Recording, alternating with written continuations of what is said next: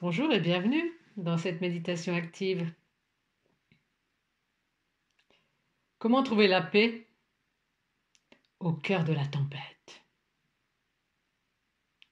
Tous les temps se déclinent dans nos relations.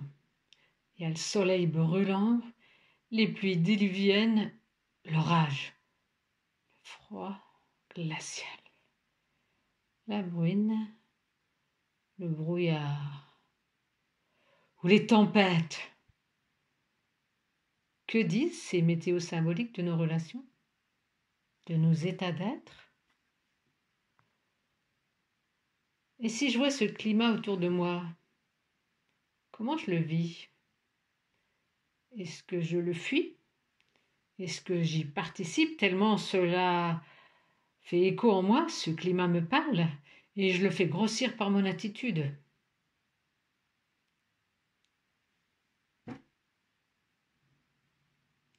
Et si c'est moi qui suis créatrice de ce climat, est-ce que je cherche d'autres individus, des événements pour le nourrir? Est-ce que cela me met dans une joie existentielle, une paix intérieure incroyable, ces climats?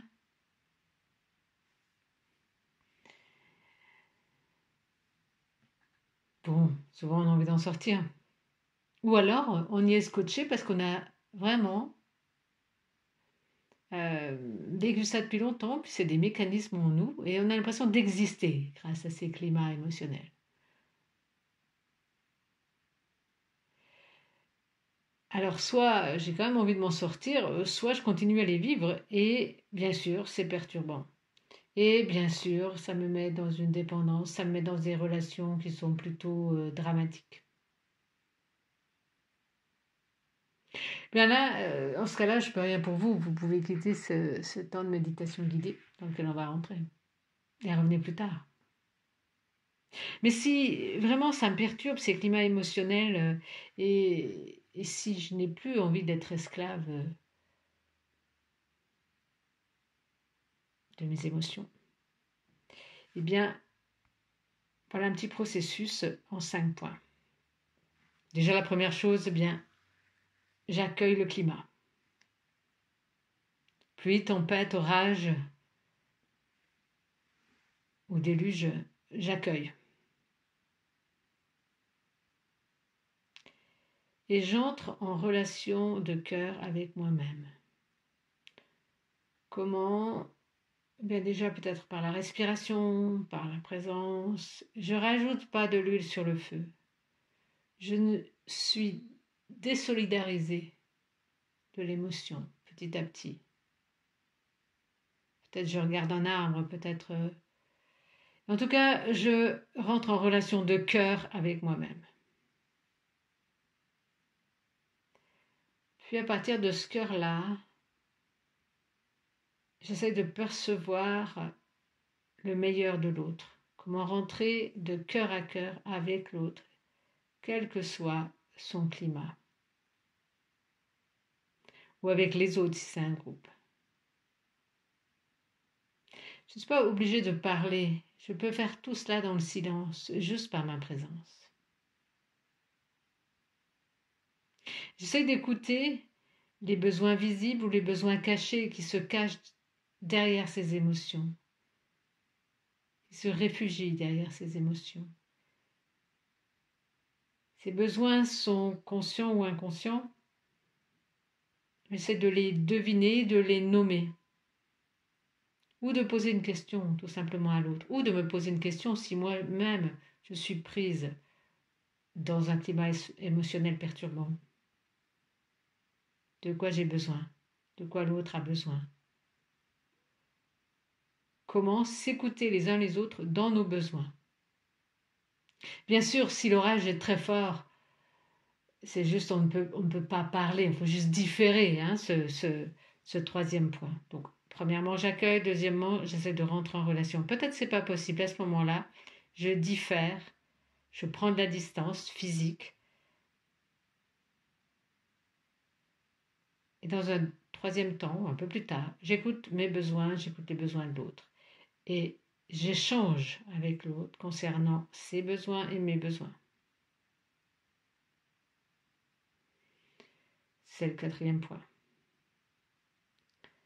dans lequel notamment je vais échanger, mais aussi je vais voir si je peux répondre à mes propres besoins, si je peux répondre à une partie des besoins de l'autre, et dans quelles conditions. C'est très concret, hein, ça peut être des choses très pratiques, très pragmatiques. Et un 5e point, c'est que je prends du recul avec moi-même et je vois, en métaposture, en prenant un peu de distance, qu'est-ce que m'a enseigné ce climat relationnel. Grâce à cet enseignement, je vais pouvoir évoluer sur le chemin de nouvelles relations ou de relations différentes.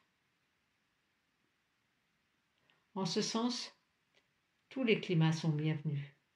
Dès l'instant où je peux les recevoir, je peux les vivre, je peux les transcender et être enseigné.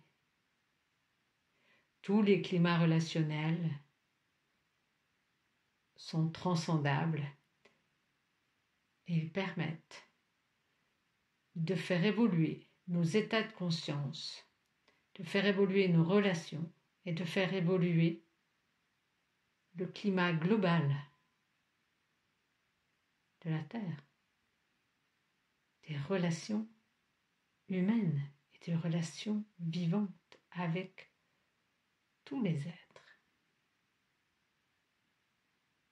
Je propose un petit temps d'intériorité. Je suis bien assise, les pieds bien à plat sur le sol. Je suis bien au fond de mon fessier, ma colonne vertébrale est la plus droite possible pour que ce soit confortable. Je place mes mains sur mes cuisses, mes épaules sont basses, mon menton est légèrement dans le cou et je respire.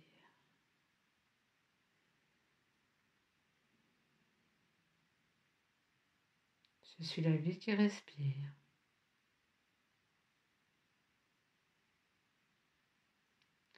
Je visualise le soleil au-dessus de ma tête, au-dessus de nos têtes.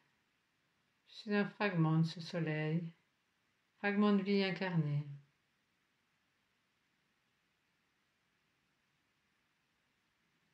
Je remercie ce corps physique que j'ai et tous les systèmes à l'intérieur qui fonctionnent admirablement bien tout seuls. Je remercie ce corps physique.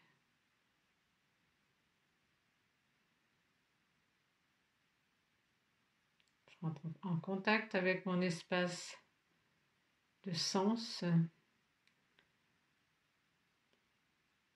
J'entends, je vois, je touche, je sens, je goûte. Tous mes sens fonctionnent admirablement bien. Je les accepte comme ils sont. Je les remercie pour toutes les informations et les perceptions qu'ils me donnent. Je remercie aussi ce mental concret qui me permet de m'organiser, de mémoriser et de prévoir. J'ai un corps physique sensible et mental et j'existe à travers lui.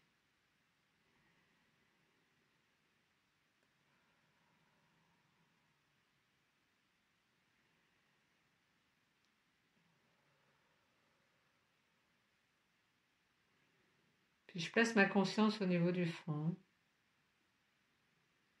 ce qui me permet une meilleure concentration. Et je visualise au niveau de ce front comme un projecteur. Et je vais regarder avec distance un climat relationnel perturbant dans lequel j'ai été, la semaine qui vient de passer par exemple. Un climat relationnel qui m'a perturbé. Peut-être symboliquement c'était un orage, c'était la foudre, peut-être c'était les pleurs, la pluie, ou des grands coups de vent, beaucoup d'informations, ou du bruit, beaucoup de bruit. Peu importe climat relationnel difficile.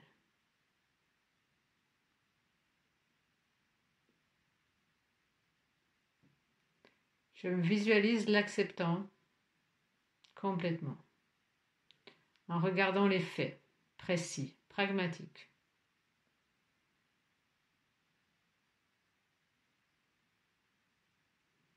De quoi j'aurais eu besoin? Est-ce que j'ai pris du temps de recul avant de m'exprimer? Je ne me juge pas, je constate juste les faits. Maintenant, avec le recul, est-ce que l'autre m'a formulé ses besoins derrière sa perturbation émotionnelle? Est-ce que moi-même, j'ai formulé mes besoins? Mes sentiments? Quels étaient mes sentiments? Quels étaient les sentiments de l'autre? Quels étaient les besoins des miens, ceux de l'autre? Quelle demande aurais-je pu faire ou quelle demande j'ai fait? Est-ce que des choses n'ont pas encore été dites? Est-ce que je vais pouvoir, par exemple, prendre rendez-vous avec cette personne pour pouvoir échanger sur ses sentiments, ses besoins et ses demandes, de même que les miennes?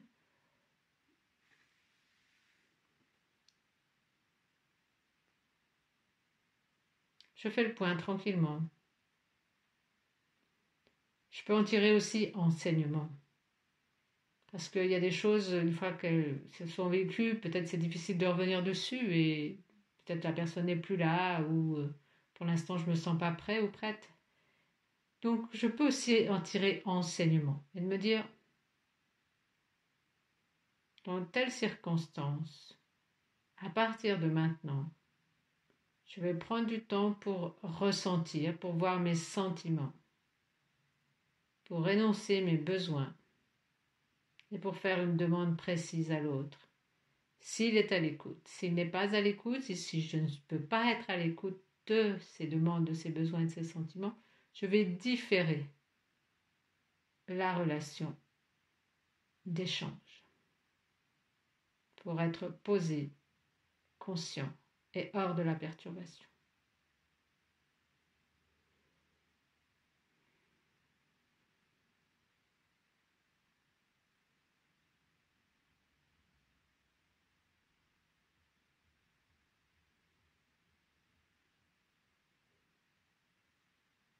Je regarde quel enseignement, quel engagement je peux prendre avec moi-même.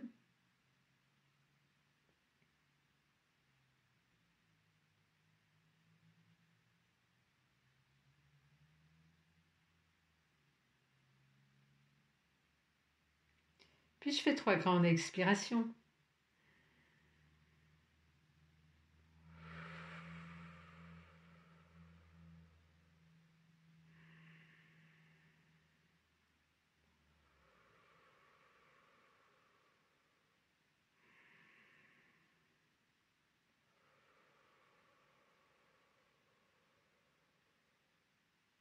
Je me remercie pour ce nouvel espace de conscience et cet engagement. Et je peux m'étirer, bailler, bouger les pieds et les mains,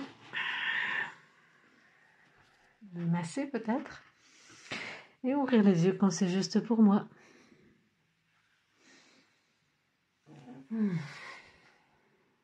Beau chemin.